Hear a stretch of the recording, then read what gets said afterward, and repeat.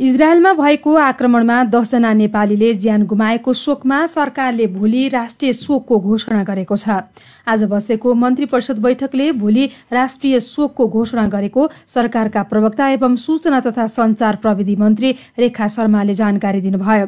यस्तै बैठकले मृतकका परिवारलाई 10-10 लाख रुपैयाँका दरले राहत उपलब्ध गराउने र इजरायलमा रहेका तथा स्वदेश आउन चाहने सबै नेपालीलाई ल्याउने पनि निर्णय गरेको उहाँले जानकारी दिनुभयो।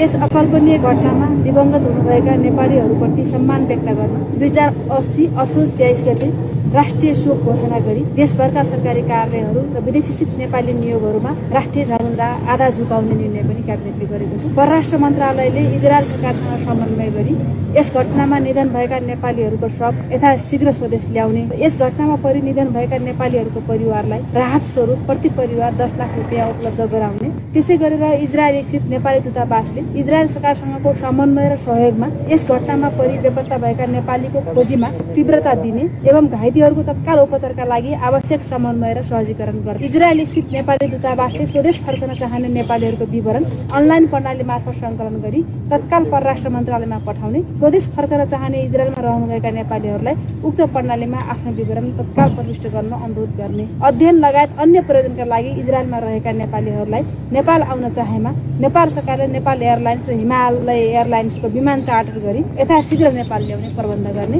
इजरायलमा रहेका नेपालीको उद्धार तथा स्वदेश फिर्तीमा सहयोग गर्न हिब्रू भाषा जान्ने स्थानीय व्यक्तिलाई बढीमा 3 महिनाका लागि काममा लगाउन इजरायल स्थित नेपाली दूतावासलाई स्वीकृति दिने, इजरायल स्थित नेपाली दूतावासले इजरायलको जोखिमयुक्त क्षेत्रबाट नेपालीहरूको सुरक्षित उद्धार गर्न र समन्वय र सहजीकरण गर्ने, नेपाल फर्कन चाहने नेपालीलाई नेपाल फर्काउने अवधिसम्म अस्थायी ट्रान्जिट होम स्थापना गरी व्यवस्थापन गर्न इजरायल स्थित नेपाली दूतावासलाई स्वीकृति दिने।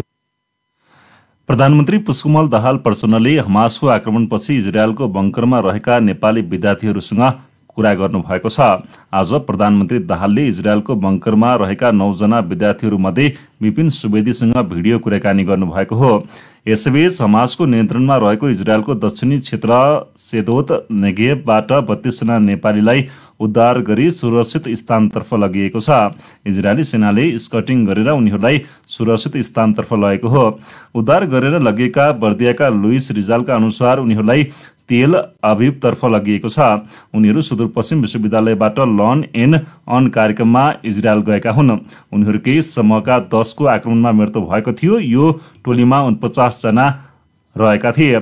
बङ्करबाट निकालेर सबैलाई सुरक्षित स्थानतर्फ लगेको विद्यार्थी लुइस रिजालले जानकारी दिनुभयो। ल साथीहरू, हामीलाई स्केटिङ गरेर सबैलाई सेफ लैजानको लागि आर्मीको सबै आइसक्नु छ। अब हामी सबैजना मुभ भइरहेको छौँ यहाँदेखि। हामी तेलभिभमा सेफ सेल्टरमा हामी जाँदैछौँ। अब सबैजनाले नआत्तिनु हुनुहुन्छ। नआत्तेर अहिलेसम्म हामी यो कन्डिसनमा सायद आत्तिएको भए हजुरलाई केही भइसक्यो भने होप गरौँ राम्रै हुनेछ। हामी 49 जनाको नेपालमै आउँछौँ। इजरायलको घटनालाई लिएर संसद र सडक सर्वत्र बहस र चिन्ता व्यक्त गरिएको छ। प्रतिनिधि सभाको आजको बैठकमा बोलेका अधिकांश सांसदहरूले इजरायल घटनाप्रति दुःख व्यक्त गर्दै त्यहाँ रहेका नेपालीहरूलाई उद्धार गर्न सरकारको ध्यानाकर्षण गराएका छन्। सांसदहरूले इजरायलको बङ्करमा रहेका नेपालीहरूलाई सुरक्षित स्थानमा स्थानान्तरण गर्न माग गरेका हुन्। नेकपा माओवादी केन्द्रका सांसद जनार्दन शर्माले इजरायलमा बेपत्ता भएकाहरूको खोजी र घाइतेको उपचारको व्यवस्था मिलाउन सरकारको ध्यानाकर्षण गराउनुभयो। इजरायलमा भएको घटनामा बेपत्ताको खोजी र घाइतेहरूको शीघ्र उपचारको लागि सरकारसँग माग गर्दछु र स्वास्थ्य लाभको कामना पनि गर्दछु। युद्धको घोषणा भइसकेपछि नेपाल आउन चाहेका नेपालीहरू जो संकटमा रहेका छन् ती सबै नेपालीहरूलाई, नागरिकहरूलाई नेपाल ल्याउनको लागि सरकारले थप पहल, अझ विशेष पहल गरोस् भनेर सरकारसँग माग पनि गर्न चाहन्छु र आग्रह पनि गर्न चाहन्छु। राष्ट्रिय जनमोर्चाका सांसद चित्रबहादुर केसीले इजरायलमा रहेका नेपालीहरूलाई स्वदेश ल्याउन माग गर्नुभयो। आज म टेराएर हिँड्नै मात्रै लागेको थिएँ, देख्ने मान्छेले भनिहाले के इजरायलमा चाहिँ मृत्यु हुनेहरूलाई श्रद्धाञ्जली दिन हिँड्नु भएको त होला नि मान्यज्यू।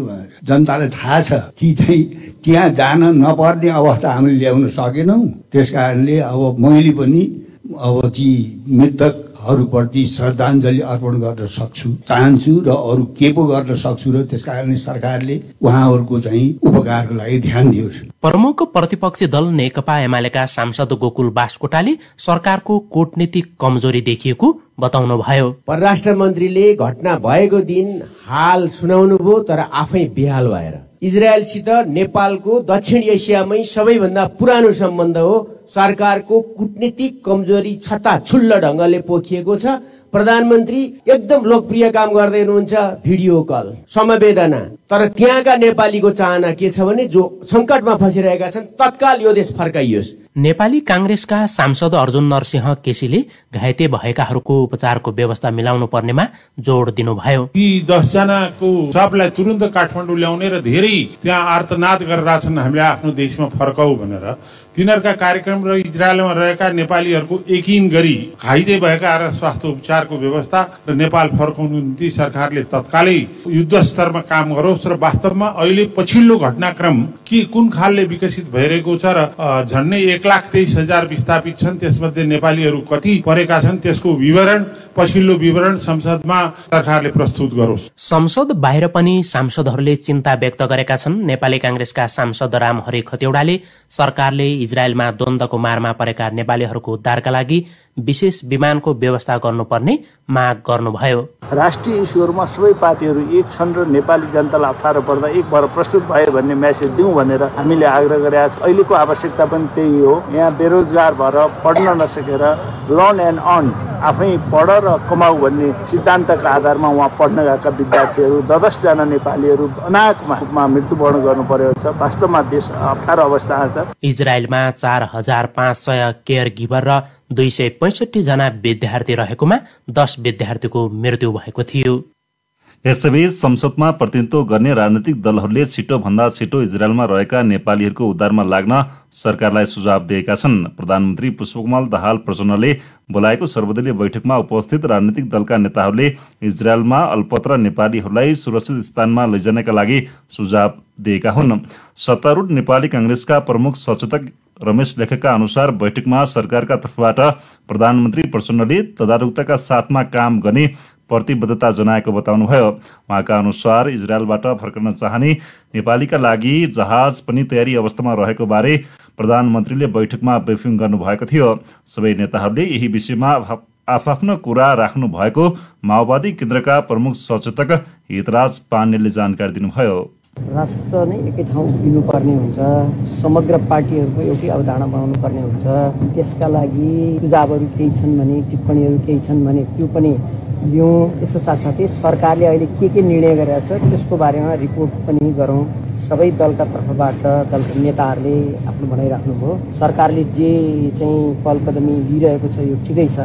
यसलाई अझ चाहिँ क्रियान्वयनमा सरकार लागोस् र यसका साथसाथै आधिकारिक रूपमा चाहिँ जनतालाई आधिकारिक ठाउँबाट सही सूचना सम्प्रेषण गर्ने विषयवस्तु चाहिँ सरकारले गरोस् सुझाव भएर आजको बैठक कमसेकम इजरायलको घटना बारेमा हाम्रो समग्र पार्टीहरू समग्र देश एकै ठाउँमा छ भन्ने विषयवस्तु आयो।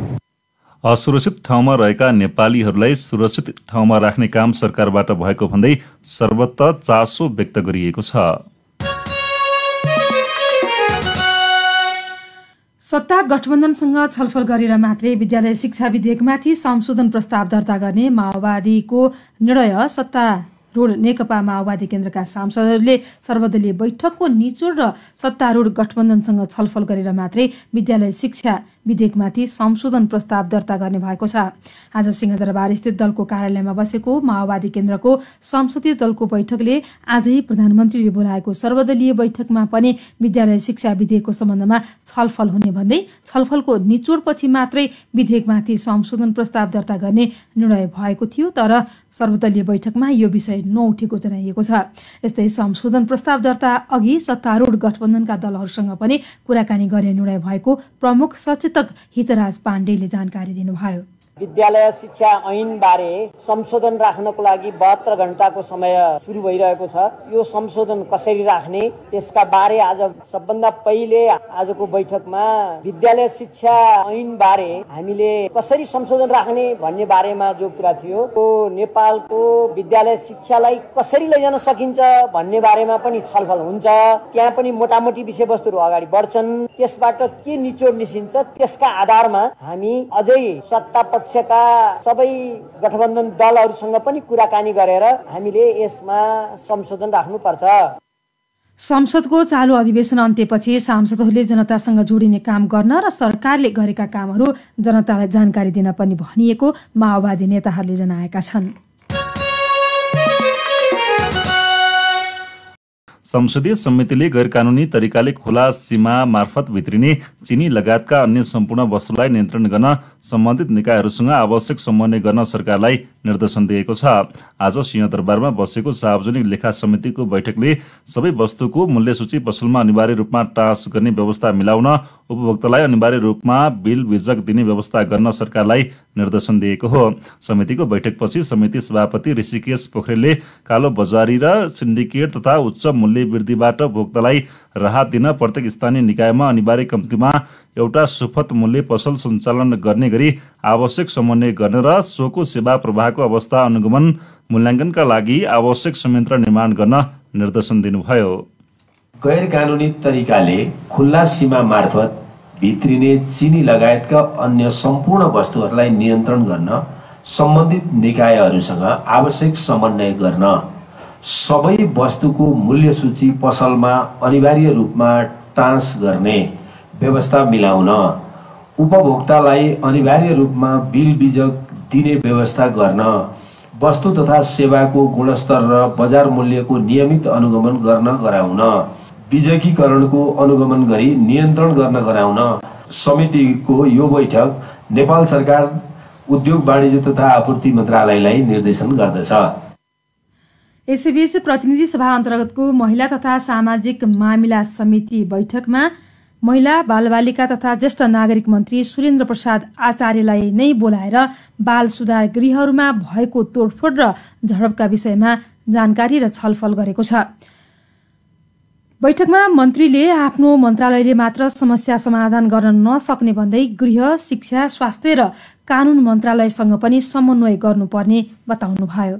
अहिले भर्खर मान्यजीहरूबाट चाहिँ कुरो पनि आयो, बाल सुधार गृहमा पनि कहाँबाट लागु औषध खाएरै त्यहाँ झगडा हुलदङ्गा हुने चाहिँ त्यो पनि हामीले सुन्ने गरेका छौँ। अब त्यसैले गर्दाखेरि उमेरको पनि त्यहाँ तालमेल मिलेको छैन। साना 12-13 वर्षका बच्चा पनि छन्, त्यहाँ 28-30 वर्ष पुगेका पनि छन्। सुरक्षा हेर्नुपर्ने गृह मन्त्रालयले, त्यसपछि तपाईँको ती बच्चाहरूलाई केही सिप तालिमहरू दिने त्यो उद्योग मन्त्रालयले, र त्यसपछि स्वास्थ्यको कुरा हेर्ने स्वास्थ्य मन्त्रालयले। यहाँ गर्नुपर्ने एउटा प्रमुख काम के हो भने यो खालि महिला बालबालिका मन्त्रालय अथवा मन्त्री सचिवजीहरूलाई बोलाएर मात्रै कुरा गर्ने भन्दा यसका लाइन एजेन्सी मन्त्रालयहरू।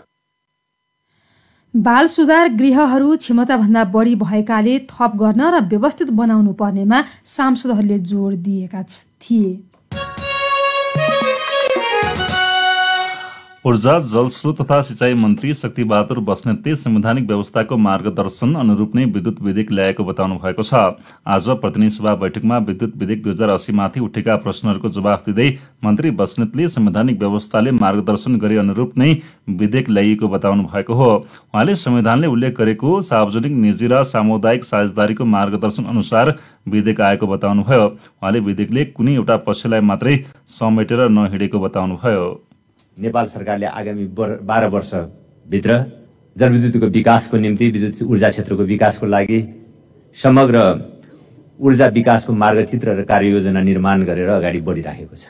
हामीले उत्पादन कति गर्न सक्छौं, उत्पादन कुन कुन प्रोजेक्टबाट हुन सक्छ, त्यसको भार वहन गर्न सक्ने खालको पूर्वाधारको व्यवस्था कस्तो हुनुपर्दछ, हाम्रो आन्तरिक खपतको अवस्था कस्तो हुनुपर्दछ र हाम्रो आन्तरिक खपतको व्यवस्थालाई व्यवस्थित गर्नको लागि वितरण प्रणाली कस्तो हुनुपर्दछ, बचत भएको हाम्रो विद्युतको खपतको लागि व्यापारको अवस्था कस्तो हुनुपर्दछ र व्यापारको व्यवस्था कस्तो हुनुपर्दछ, यो सबै काम गर्नको लागि हामीलाई आवश्यक पर्ने लगानीको व्यवस्थापन कसरी हुन्छ र कसरी गर्नुपर्दछ, लगानी सहित उत्पादन, प्रसारण, वितरण, व्यापार लगायत यो लगानी समग्र व्यवस्थापनको निम्ति हामीलाई आवश्यक पर्ने नीतिगत कुराहरू के, नीतिगत व्यवस्था, कानुनी व्यवस्था, संरचनागत व्यवस्था कस्तो हुनुपर्दछ र त्यसको निम्ति आवश्यक सुधार के गर्नुपर्दछ भन्ने विषय समेतलाई समेटेर हामीले ऊर्जा विकासको मार्गचित्र र कार्ययोजना निर्माण गरेका छौँ।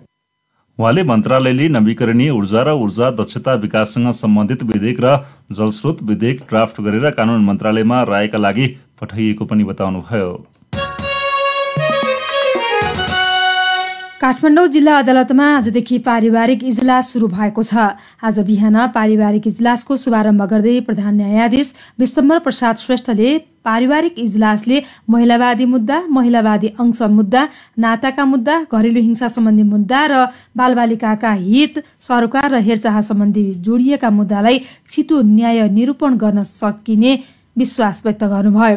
प्रधान न्यायाधीश श्रेष्ठले पारिवारिक इजलासले महिला र बालबालिकावादी मुद्दाको छिनोफानो चाँडो टुङ्ग्याउने भन्दै आउँदा दिनमा अन्य ठाउँमा पनि यो किसिमको इजलास विस्तार गरिने जानकारी दिनुभयो। दशैंका लागि आजदेखि अग्रिम टिकट बुकिङ खुला भएको छ। आज बिहानीबाट नयाँ बस पार्क, कलङ्की, कोटेश्वर, चावल क्षेत्रमा टिकट बुकिङ गर्ने यात्रुको भिड लागेको छ। टिकट कालोबजारीमा बिक्री हुन नदिन अनुगमन तीव्र पारिने यातायात व्यवस्था विभागका महानिर्देशक उद्धव रिजालले बताउनुभयो। त्यस्तै काठमाडौँ महानगरपालिकाको सहयोगमा 10 सहित 16 ठाउँमा नागरिक सहायता कक्ष स्थापना गरिएको छ, जहाँ प्रहरी, यातायात व्यवस्था विभागका कर्मचारी लगायतले यात्रुलाई परेको समस्या समाधान गर्न सहयोग गर्नेछन्। त्यस्तै यात्रुले नागरिक सहायता कक्षमा गएर टिकट बुकिङ भएको समस्या र गुनासा पनि राख्न सक्नेछन्।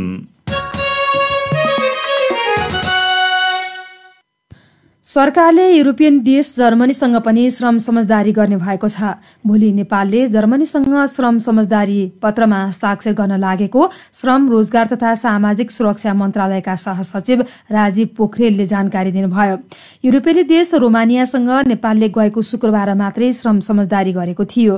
पछिल्लो समय युरोपेली देशमा नेपालीहरूको आकर्षण बढ्दै गएको छ। संस्थागत रूपमा श्रमिकहरू पठाउन नसक्दा व्यक्तिगत माध्यम मार्फत लाखौं रुपियाँ तिरेर श्रमिक युरोप रोजगारीमा गइरहेका छन्। श्रमिकको रोजाई र सुरक्षाको हिसाबले पनि खाडीका देशभन्दा युरोपेली देश राम्रो भएकाले सरकारले पछिल्लो समय युरोपका देशहरूसँग श्रम समझदारी गर्दै लैजाने योजना बनाएको सहसचिव पोखरेलले बताउनुभयो।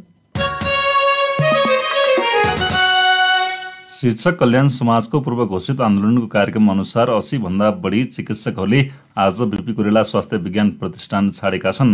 7 वर्षदेखि बढुवा प्रक्रिया रोकेको भन्दै सामूहिक रूपमा उनीहरू काठमाडौँ आएका हुन्। उनीहरूले स्वास्थ्य मन्त्रालयमा घेराउ र धरना दिन बीपी प्रतिष्ठान छाडेका हुन्। एकैपटक 80 भन्दा बढी चिकित्सकहरूले प्रतिष्ठान छोड्दा प्रतिष्ठानमा उपचार सेवा प्रभावित भएको छ।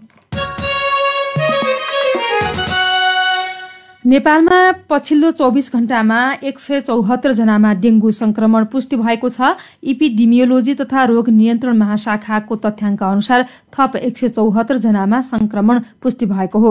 यो सँगै अहिलेसम्म देशभर 35,223 जनामा डेंगू संक्रमण भइसकेको छ। 8 महिनामा संक्रमित मध्ये 20 जनाको मृत्यु भएको इपिडेमियोलोजी तथा रोग नियन्त्रण महाशाखाले जनाएको छ।